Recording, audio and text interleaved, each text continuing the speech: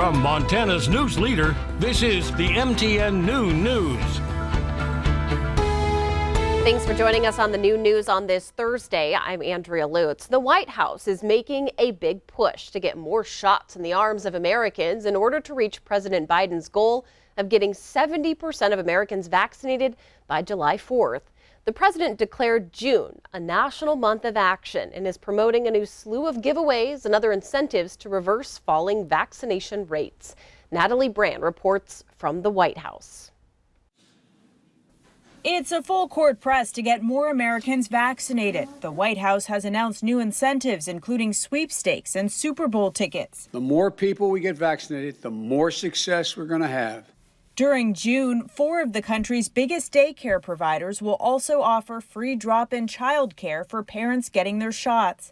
And thousands of pharmacies will stay open through the night on Fridays. What this month is going to be about is meeting people where they are, understanding what they need. The push comes as President Biden tries to meet his goal of having 70% of American adults at least partially vaccinated by July 4th. Right now, with daily vaccination rates dropping, the U.S. is at risk of falling short. 12 states have reached the 70% mark, but in the South, 6 states have less than 1/3 of their population fully vaccinated. This is a race against the clock to get to the finish line. We're almost there. Dr. Reed Tuckson is the co-founder of the Black Coalition Against COVID, an organization working with the administration to get Black-owned businesses, including barber shops and hair salons, involved in the outreach. There are so many rumors and unsubstantiated statements that pervade the conversation that we want to help barbers and stylists to have access to facts.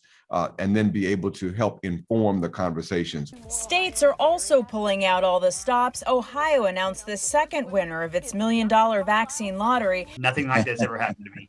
And West Virginia is offering prizes, including rifles and trucks, to people who get the shot. Natalie Brand, CBS News, the White House. The Biden administration is also launching a national vaccination tour. Vice President Kamala Harris will lead the tour across the South. New at noon, former U.S. Interior Secretary and Congressman Brian ZINKE says he is running for Congress in 2022 in whatever district he lives in. This, of course, after new lines are drawn for those districts in our state. The 59-year-old former Navy SEAL from Whitefish filed his paperwork weeks ago, but he now has his website up and ready to go and says he's attending the state Republican Party convention in Helena on June 18th. Montana's current Congressman Matt Rosendale, a Republican, likely will run for re-election in the district where he lives. Officials in Yellowstone National Park are investigating an incident involving a grizzly bear that was caught on video charging a park ranger. Unfortunately, we don't have permission to show you that video, but it is linked to this story on our website. The park ranger arrived on scene between Norris Junction and Swan Lake Flat. He found people outside their vehicles dangerously close to a breeding pair of grizzlies. The ranger instructed everyone to get back in their cars, but he says that many did not comply. The adult male grizzly became agitated and began to charge the ranger. That ranger then ran behind his truck and reapproached, hazing the bear back into the forest by using non-lethal beanbags and rubber bullets. The park superintendent says the ranger's actions likely saved some lives that day. All right, it's now time to check in on the weather. Those hot temperatures they continue to increase out there, Miller. Yeah, you're right. We're already seeing some 90s out there, Andrea. As we take a look up in the northeast corner of the state, we've got 93 in Jordan, Glasgow at 92. Up in Williston, we've got 93. A little cooler on the western side of the state. Missoula, you're sitting at 78. Kalispell at 80. And we're starting to see a little bit of rain come into the Idaho Panhandle. That's because we've got an area of low pressure out ahead of a cold front heading toward the state.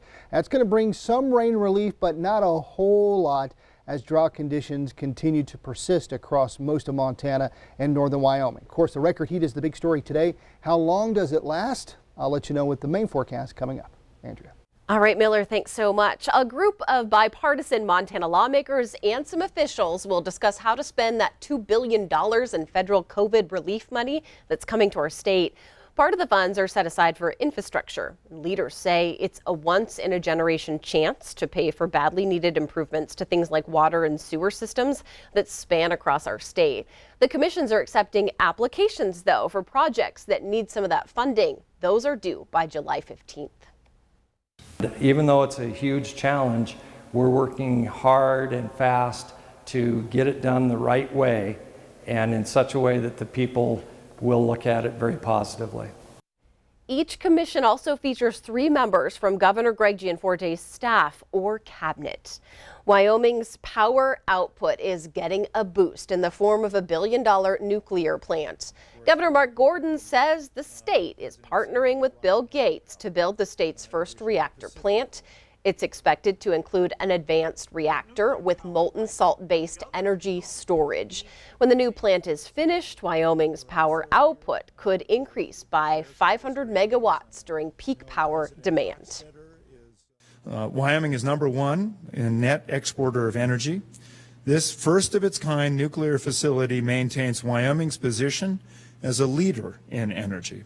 It will also be built and operated in a manner that supports our commitment to protecting and enhancing our wildlife and our environment. We'll use a site that currently hosts a coal plant that already has connections to the grid and a highly skilled, well-trained workforce to build and operate our reactor. We will build Natrium in a community that knows what it takes to support a major energy project. All right, we'll keep you posted on that. Well, it does take about 2 hours to drive the full 50 miles of the Going to the Sun Road in Glacier National Park without stopping. But to clear it of snow, well, that takes about over 60 days. And while tourists and Montanans are eager to know when that Going to the Sun Road is going to open, there's really no way to fully know. And there's been quite a few roadblocks this summer, as MTN's Jordan Johnson tells us. Glacier National Park officials say that it is more than just snow plowing that is halting the opening of Going to the Sun Road, even with the higher temperatures. The plowing, honestly, is the easier part. Brian Paul is the Glacier National Park Road supervisor and says that the park has experienced over 60 avalanches this year, and what is left behind leaves the opening date of the road a question. All the rock fall, all that rock has to be cleaned up, and we need to sweep the whole road. And we still have 400 guard logs to put in by hand. And the process of plowing the snow off the road can be slow, despite the equipment being able to move 4,000 tons of snow in an hour. Almost 2 weeks to get it down to bare pavement. So it's slow, real slow. Christian TRANEL has worked with Glacier National Park on the road crew for 11 years and says this job can be dangerous as the workers are literally going against Mother Nature. I guess a lot of guys like me, we just like excitement and challenges.